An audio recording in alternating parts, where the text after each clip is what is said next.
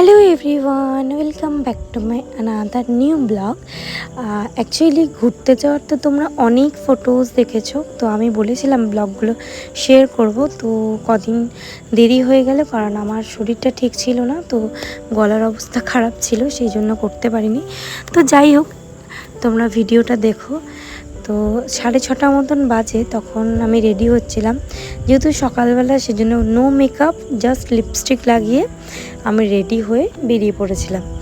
তো আমি, ভাই আর ও বেরিয়ে পড়েছি। এখন আমরা যাচ্ছি দিলরাজদাদের পিক করতে। তো আমাদের একটু লেট হয়ে গেছিলো, 7টার টাইম ছিল, সে জায়গায় 7:30 হয়ে গেছিলো। তো ওই দেখো দুজন আসছে মহারথী, ওদেরকে নেওয়ার পরে আমরা চলে গেছিলাম ববিদিকে নিতে, আরেক মহারথী। ওনাকে নিতে গিয়ে দেখো উপর থেকে দেখতে পাচ্ছ ম্যাঙ্গো কেমন দেখছে, আর বলছে ও তোমরা ঘুরতে যাচ্ছ। ম্যাঙ্গো বলো আর রোজি বলো, দুজনেরই মুখ ওলা, যেহেতু আমরা ঘুরতে যাচ্ছি। তো যাই হোক, আমরা বেরোলাম। বেরিয়ে আমরা বড়নীলপুর মোড়ে সবাই একসাথে মিট আপ করে আমরা রওনা দিলাম। তো তারপরে আমরা একটু টি ব্রেকের জন্য দাঁড়িয়েছিলাম শক্তিগড়ে, ওখানে একটু টিফিন নিয়ে টি ব্রেক করে আমরা বেরিয়ে পড়েছিলাম। তো এরপরে আমরা কোথায় দাঁড়াবো সেটা তোমরা একটু শুনে নাও।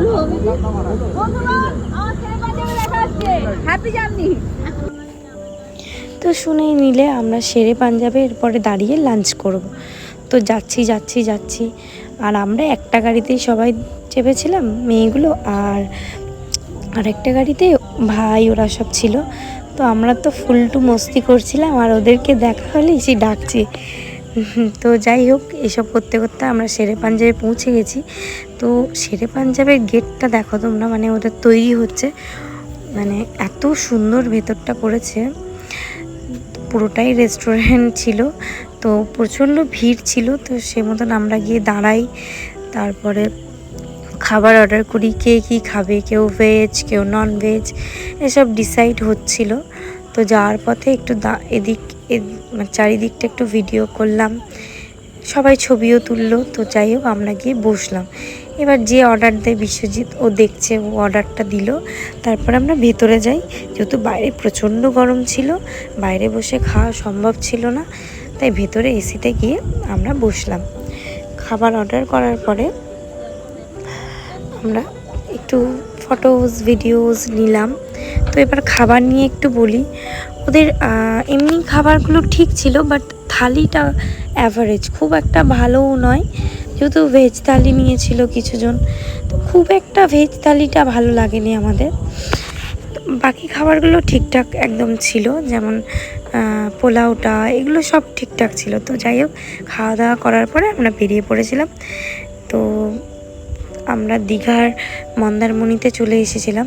আমাদের হোটেলটা ঢুকেই দেখি সামনেই সুইমিং পুল, ব্যাস সব পুল দেখে তো একদম, আমার পুলের সামনেই, মানে আমাদের হোটেলের সামনেই ছিল একদম সমুদ্র, একদম মানে সামনেই, কিছুটা হাঁটলেই সামনে সমুদ্র। তো ফাইনালি আমরা পৌঁছে গেছি।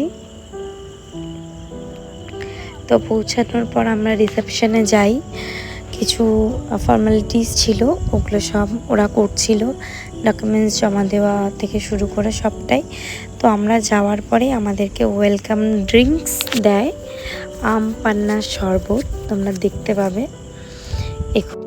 যাই হোক, এই ব্লগটা এইটুকুই, নেক্সট ব্লগগুলোও দেবো।